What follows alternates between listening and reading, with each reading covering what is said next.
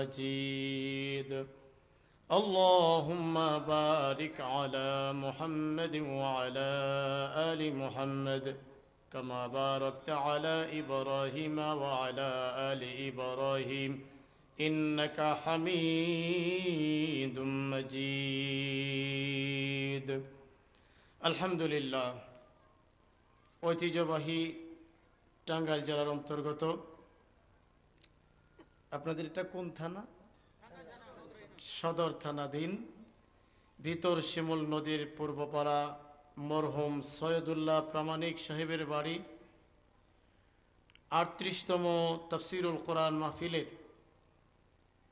অত্যন্ত শ্রদ্ধাভাজন ব্যক্তিত্ব জনাব সভাপতি আলহাজ মাওলানা মোহাম্মদ আব্দুল ওয়াহাব সাহেব, অবসরপ্রাপ্ত সুপার, চর আলিয়া দাখিল মাদ্রাসা, ভুয়াপুর, টাঙ্গাইল, এবং আজকের প্রধান বক্তা আন্তর্জাতিক খ্যাতিসম্পন্ন মুফাসসির কোরআন, বিশিষ্ট ইসলামী চিন্তাবিদ হাফিজ মাওলানা আহমদুল্লাহ হেলালি সাহেব দামাত বারাকাতুহুল আলিয়া, আরও অনেক উলামায়ে কেরাম রয়েছেন।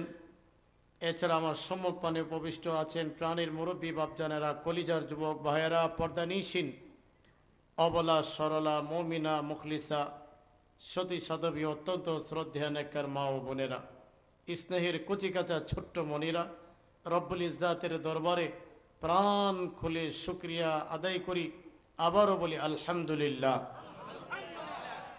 আমি অন্তর খুলে দিল থেকে দোয়া করছি মরহুম সৈয়দুল্লাহ প্রামাণিক সাহেব সহ ওনার স্ত্রী সহ আরও যারা এই বংশ থেকে কবর দেশে শায়িত আছেন, আল্লাহ পাক প্রত্যেকের কবরগুলো জান্নাতের টুকরা বানাইয়া দিন। আল্লাহ তাদের কবরে জান্নাতের নাজ ও নিয়ামত চালু করে দিন।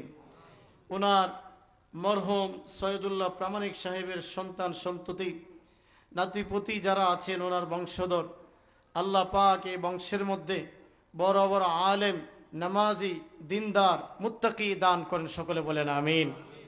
এলাকার প্রতিটা ঘরে ঘরে রহমত বরকত দ্বারা আল্লাহ পাক ভরপুর করে দিন, জোরে বলে আমিন। আমার প্রাণপ্রিয় হাজিরিন, এই আয়োজনটা মরহুম সৈয়দুল্লাহ প্রামাণিক সাহেবের ছেলেরা, তারা দীর্ঘদিন ধরে এই আয়োজনটা তারা ধরে রেখেছেন। আমি তাদের অভিনন্দন জানাচ্ছি। তাদের এই মেহনত, এই কোরবানি আল্লাহ যেন কবুল করেন। আর আমি আপনাদের দোয়া নিতে এসেছি, একটু দোয়া দিবেন তো ইনশাআল্লাহ? প্রিয় হাজিরিন, আপনাদের দোয়া নেওয়ার ইচ্ছায় আশায় কালামুল্লাহ শরীফের ৩০তম পারা সূরাতুল আদিয়া এর শেষ দিক থেকে ২খানা আয়াত তিলাওয়াত করেছি।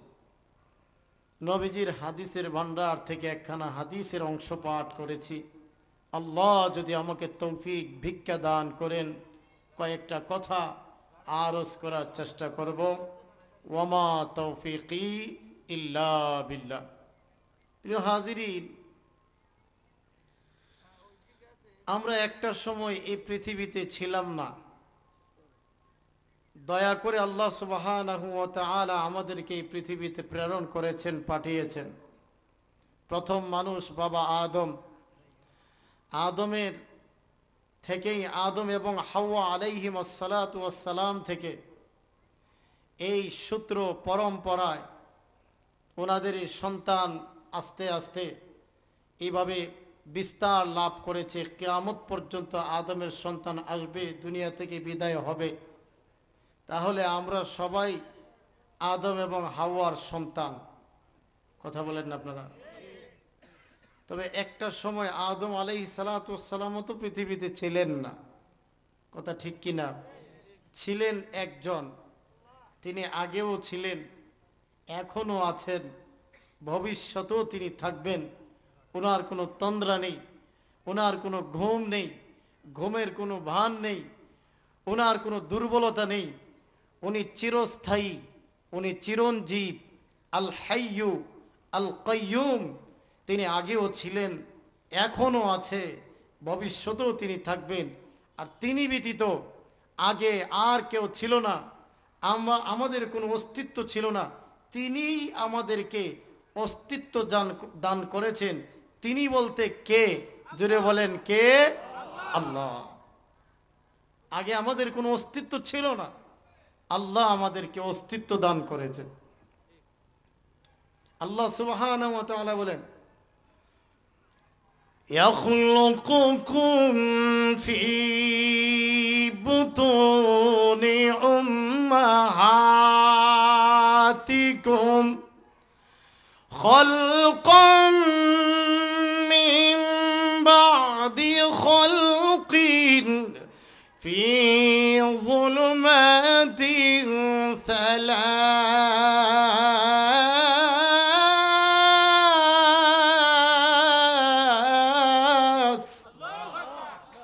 আল্লাহ বলেন তিনি তোমাদেরকে সৃজন করেছেন ফি বুতুনি উম্মাহাতিকুম, তোমাদের মাতৃগর্ভে, ফি যুলুমাতিন সালাস, তিনটা অন্ধকারের ভিতরে।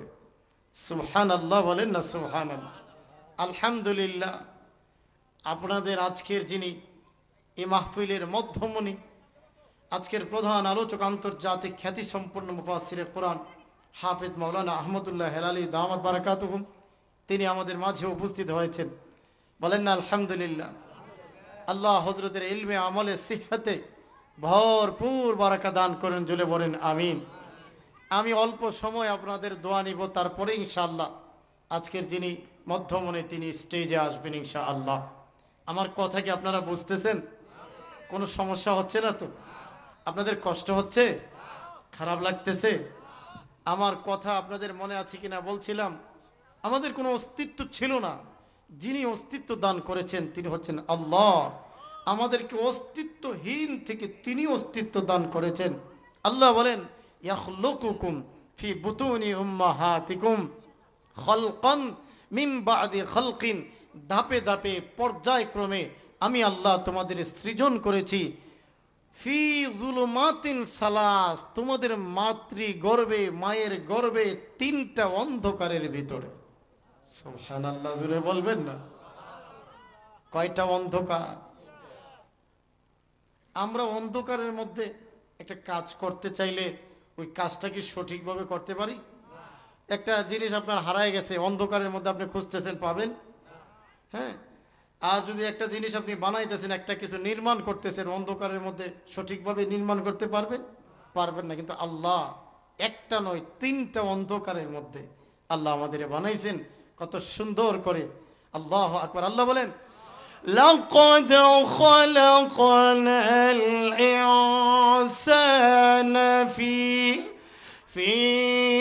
আহসানি তাকওয়ীম।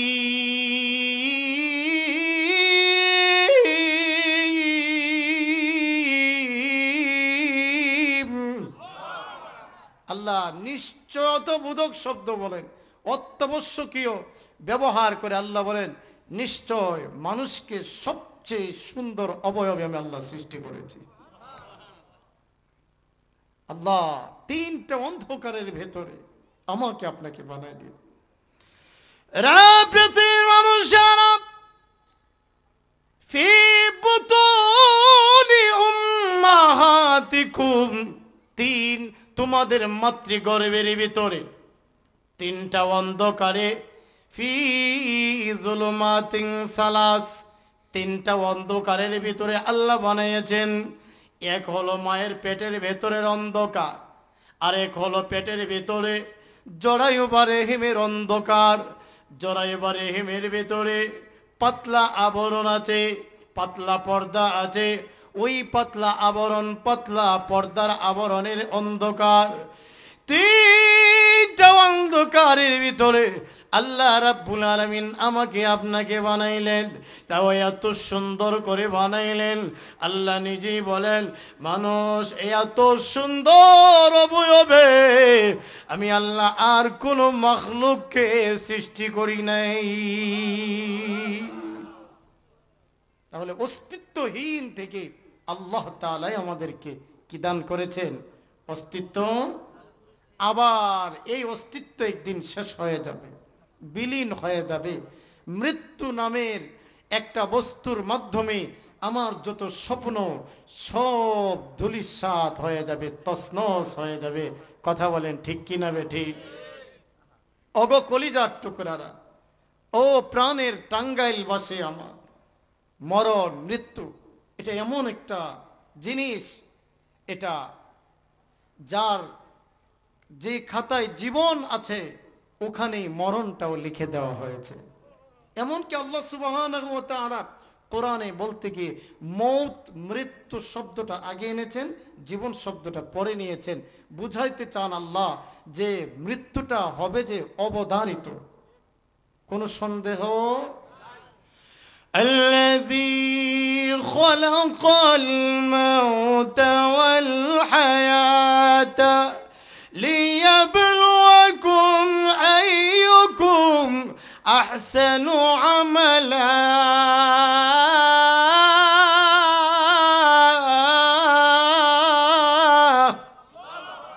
আল্লাহ বলেন যিনি খালাকাল মাউতা মৃত্যু মৌতকে সৃষ্টি করেছেন, ওয়াল হায়াতা জীবন সৃষ্টি করেছেন। কেন? যারা উত্তম সুন্দর আমল কারা করে এটা আল্লাহ দেখার জন্য। এখানে আল্লাহ সুবহানাহু ওয়া তাআলা মৃত্যুর কথাটা আগে এনেছেন, জীবন দেওয়ার কথাটা পরে নিয়েছেন। এর মানে হচ্ছে আল্লাহ বুঝাইতে চায় জীবন যাদেরকে দেওয়া হয়েছে মৃত্যুটা অত্যাবশ্যকীয়, কোনো সন্দেহ। আগেও বাকি ছিলেন, এখনো আছে, ভবিষ্যতে